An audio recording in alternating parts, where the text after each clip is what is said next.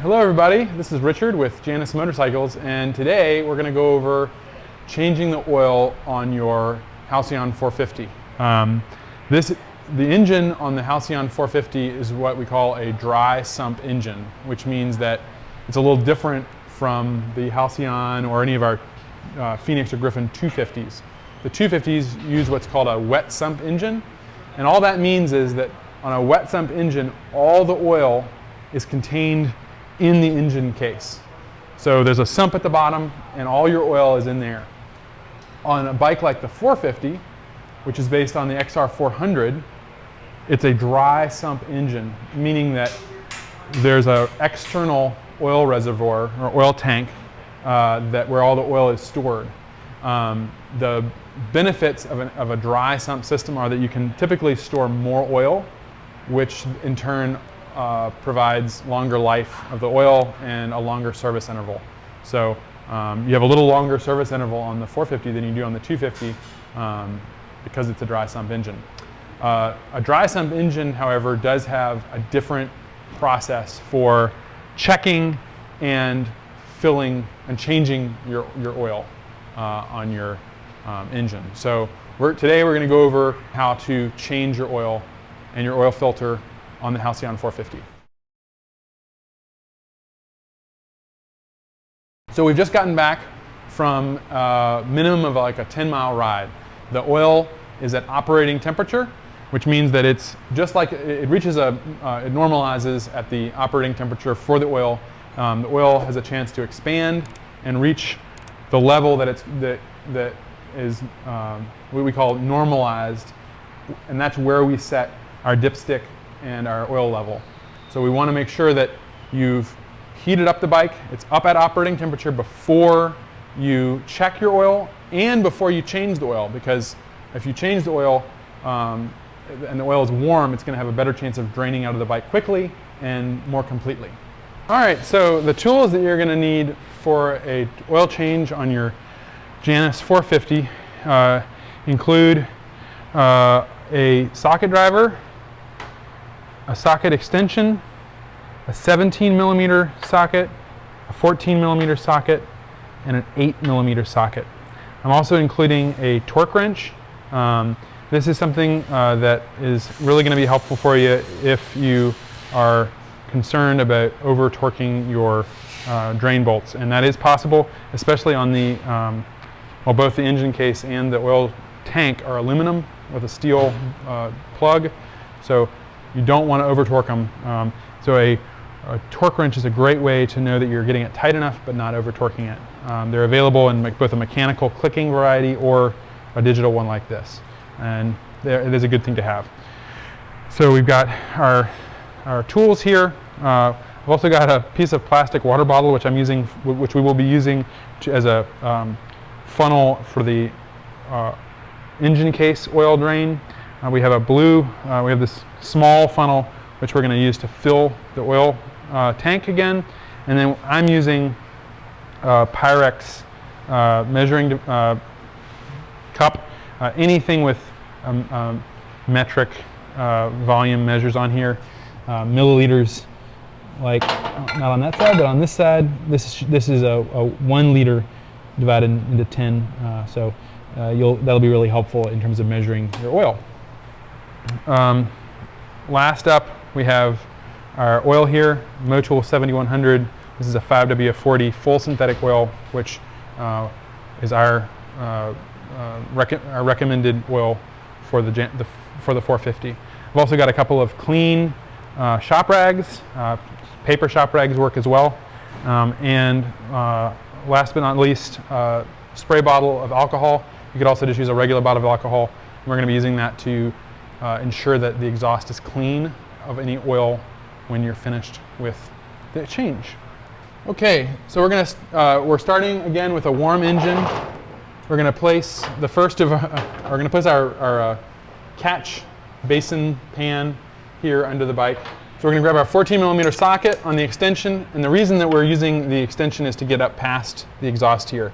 The drain plug is the plug at the back, the aft of the oil tank.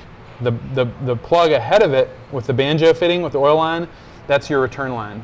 So, or actually your supply line to your engine. So it's the back one. It's going to have a plastic washer above it. Watch that plastic washer and make sure it doesn't get damaged.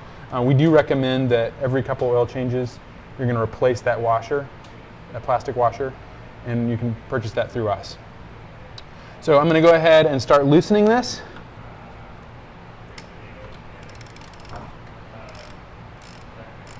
And it looks like it's loose now, so I'm going to actually put the catch underneath here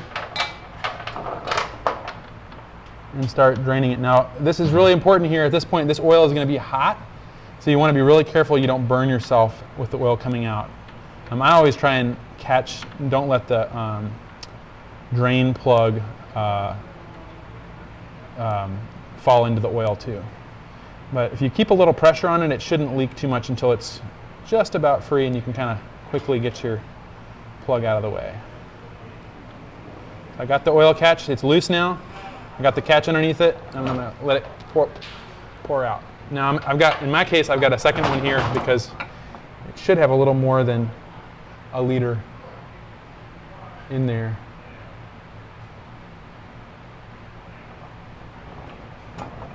We're going to do the swap. There we go. This is actually one of our test bikes. And it's in need of an oil change. So one thing to be aware of is that you might get different amounts of oil in there if you're on a cold engine, because gradually some of this oil will migrate over to your case. But if you've got the engine up at operating temperature and it's just come back from a ride, it's going to have most of the oil, about 8 ounces will be left over here in the engine case. So we're going to continue to let that drain out. The more oil you can get out, the better. Let it fully drain. So while that's continuing to drain, we're going to go over and prepare to drain the engine case. I'm going to go ahead and remove the oil filler neck, or actually I'll just remove that oil cap from the filler neck, and just that makes sure that all the oil is going to get out. Now we're going to go ahead and move over to the left side of the bike with our 17 millimeter socket and driver and drain the engine case. So over here, there's a little bit tricky. The oil drain is right over the lower frame rail and your exhaust. Because we've told you to, have your engine warm at this point, you don't really want to get a bunch of oil right next to the catalyst. It's not dangerous, but you can stain your exhaust. So temporarily here, we're going to use, this is a piece of a water bottle, and we're going to place this up underneath here to drain the oil outside of the bike. We are coming out with a drain tool for this that will make this much easier, and that will be available through us. One thing to note here is that I have used a bungee cord off the turn indicator to pull this shift lever up and out of the way. You could go ahead and remove the shift lever as well, but this is just a little bit easier. So I'm going to go ahead and get my socket on here. And this is, again, a 17. We're going to break that loose. And I'll go ahead and do this part by hand, because again, there will be oil coming out of here. At this point, I'm going to position our catch underneath the plastic little funnel we've kind of created here, and we're going to hope we don't spill any oil on the exhaust. Again, be aware that this oil can be hot and can burn you, so pay attention there.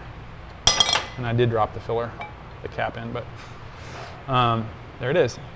One thing to note is that these have a magnetic tip on them, and you can check that if there's any metal particulate, it will show up on the end there.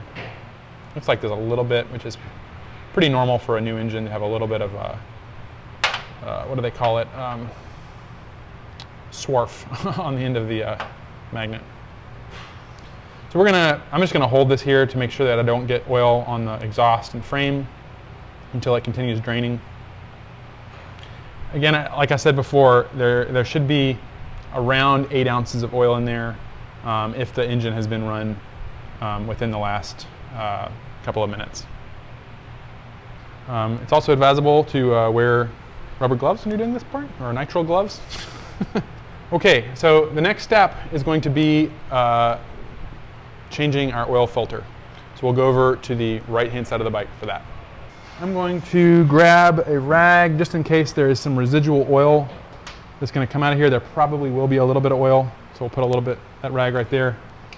I'm going to, again, using 8mm, we're going to loosen these guys up. And that's another reason I like an extension, is it makes a nice little handle. Now this filter cap has an O-ring on it, so sometimes getting this off can be a little tricky, and you're going to want to be careful because you don't want to damage the sealing surfaces.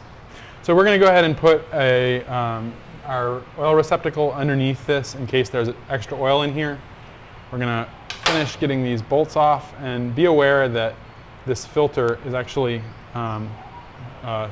spring-loaded, so it will come off a little faster. There's, as you can see, a long bolt on the front and a short bolt at the back. They only go that way. So we're going to pull that off, and there is oil in here, and there may be more oil than that depending on how long the bike sat. So it's always a good idea to have a rag ready and a receptacle underneath it to catch the spill. We're going to go ahead and pull out the filter, and it's always a good idea to visually inspect the filter. You're going to see that if there's any particulate, unusual particulate on there, this looks perfectly fine. It will be dirty. That's doing its job. Also, when you pull that out, check out the inside of where the filter housing, and see if there's any particulate in there, or swarf in there as well. That can be a sign of potentially an issue if there's a big chunk of something in there. In this case, there's nothing that we need to worry about, and we're ready at this point to replace the filter and refill our oil. At this point, all the oil has drained out of the bike. So we're going to open up our filter, and a lot of people like to preload the filter, so you can take some of your Motul here, put a little bit of your fresh oil in there, and it may go ahead and seep through, but basically you're just making sure that the filter is primed and ready to go for when the bike starts up. Get some on the sealing surfaces. So we're going to install this now against the spring that's in there, orifice side out, and it may be easier for you, depending on how you line it up.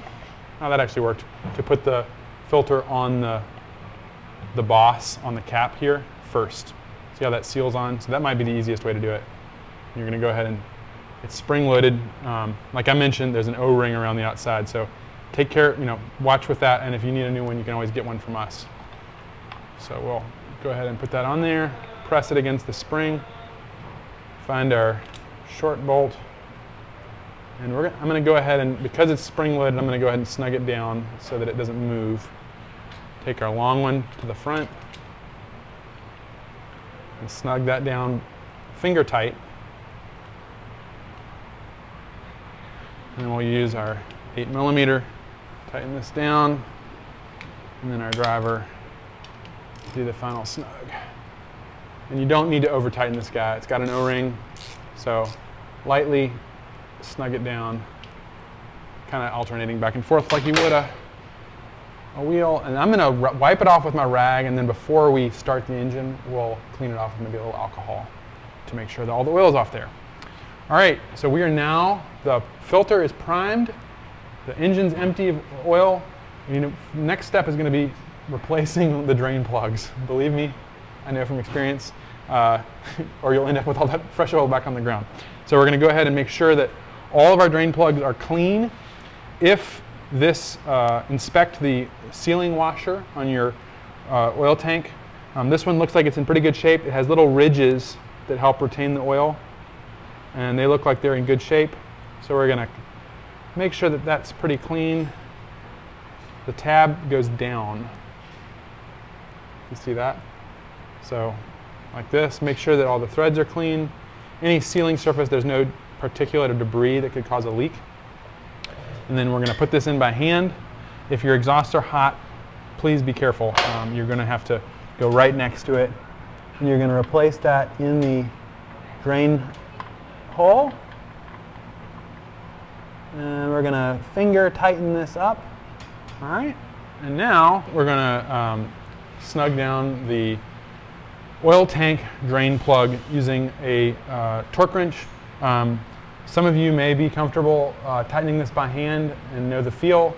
However, torque wrench is going to guarantee that you're going to tighten it enough and you're not going to over torque it. You are using a steel bolt into an aluminum housing, so it is possible to strip out that aluminum oil tank, and that's a very expensive and time-consuming replacement. So if you're at all nervous about it, I recommend using a torque wrench. So we're going to go ahead and add our extension on here. And we're going to set this torque to 15 foot-pounds. All right. We're going to use our 14 millimeter socket. And we're going to start tightening it down. And depending on if you're using a mechanical or a digital torque wrench, it will either click or beep. So we've just reached 15 foot-pounds, so that is now tightened down with the washer. We've cleaned the washer. Your oil reservoir is now, or oil tank, is ready to be filled up. Keep in mind, you still have to install the drain plug on your engine case. So we'll do that next. All the oil is finished draining, so we can remove the little filler we used, the little funnel we used. I'm going to make sure that all this engine grime is cleaned off, just like we did with the oil tank. Make sure that that bolt is clean, that there's no more debris, or if you can get it all off the magnet. Clean that up before you reinstall. So again, we're going to do this by hand.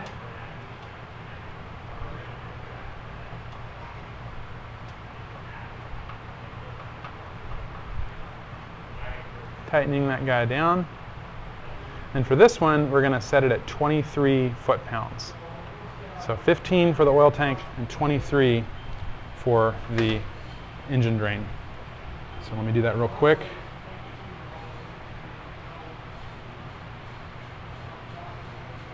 Set it up to 23. There we go. All right, and this thing's been moved out of the way.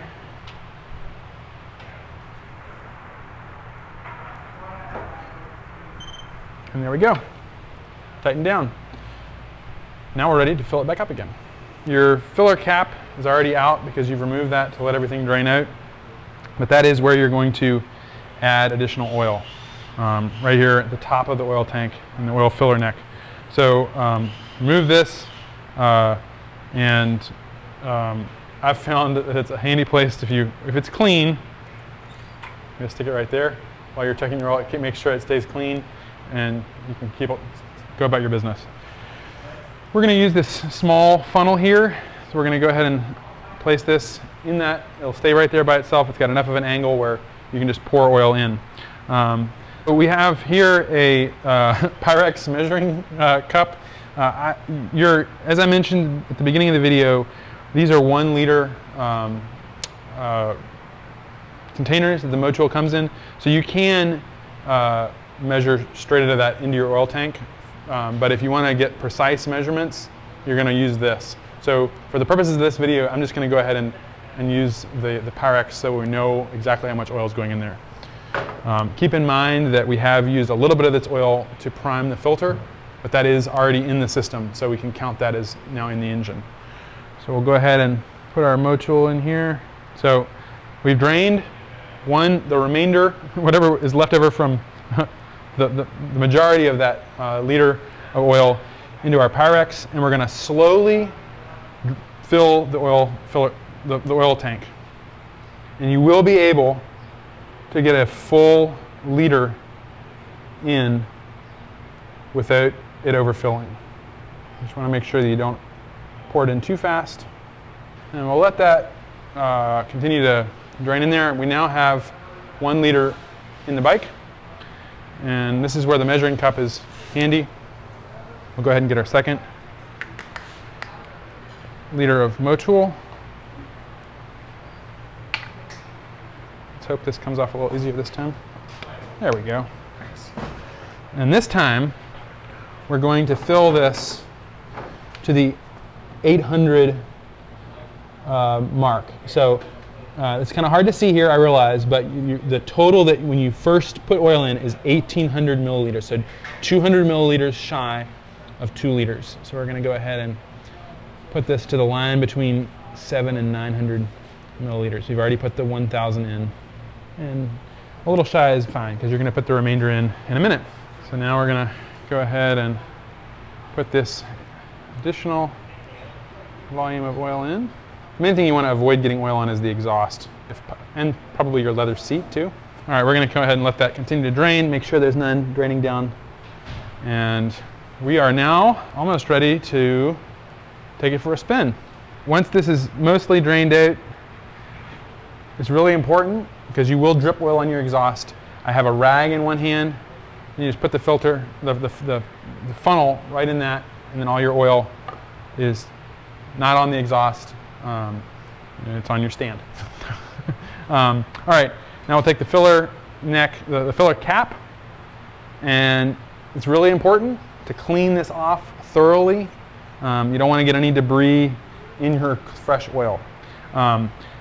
These filler caps come with an O-ring, and we do recommend changing that O-ring every couple of oil changes.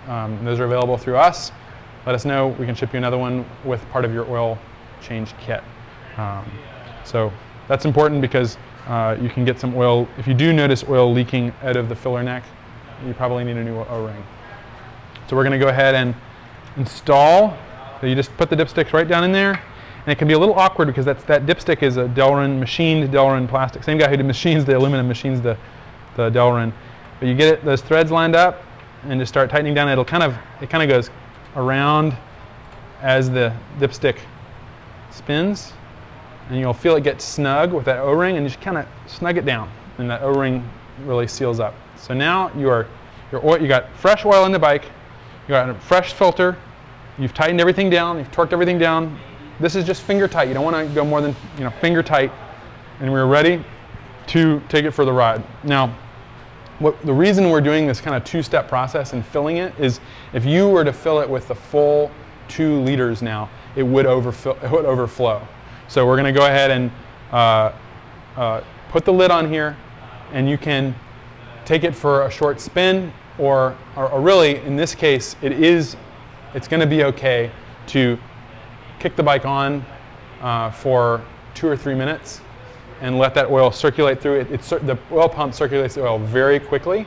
So within 2 to 3 minutes, let's say, you will have the oil level is now it's going to carry that oil that's all in the reservoir into the engine, and you'll have room to add the remaining approximately 200 milliliters of oil. One thing that's pretty hard to avoid is getting some oil on here. And just in case, we're going to go ahead and clean that off. If it is still warm, you do not want to use a microfiber. Microfibers will melt onto your exhaust, and it can be a real pain to get those off. So a shop rag or a paper towel is good. The shop rags are cotton, and so they're not going to burn, or, well, they might burn, but they're not going to melt onto your exhaust. So we're going to spray some alcohol on there and clean off, do it twice. Clean off any oil that could have gotten on the exhaust, right there. And so when the bike starts, obviously this bike has been ridden pretty hard, testing miles, but when your bike at your first oil change starts, it won't bake any residual oil onto your exhaust. It's all going to be cleaned off. So now that we've got our 1,800 milliliters of oil in there, we're going to go ahead and let the bike idle for 2 to 3 minutes. Let's start it up. At this point, we're going to take that filler cap back off again. Make sure you have a rag ready Go ahead and clean it off. Don't bother reading the oil level on there because it will have the oil is returning right next to the dipstick, and it's going to mess up your reading. But we're going to go ahead and add the final 200 milliliters, and for this purpose, I'm going to go ahead and continue to show you filling up the Pyrex because we want to make sure that you understand. Actually, this is the milliliter side. And if we measured right, there you go, 200 milliliters. We'll go ahead and put our funnel back in. And slowly add the final 200 milliliters. Now you have 2 liters, imperial no longer, of oil in your bike, and you're ready to take it for a test spin. We'll go ahead, making sure to clean the dipstick and replace the cap. And final step is we're going to take it for a test ride, get the oil up to operating temperature, and check the level and make sure that everything's topped up correctly. All right, well, thanks for watching this 450 oil change and check video. We put out videos regularly, and we encourage you to subscribe and like this video for more. Catch you on the next video.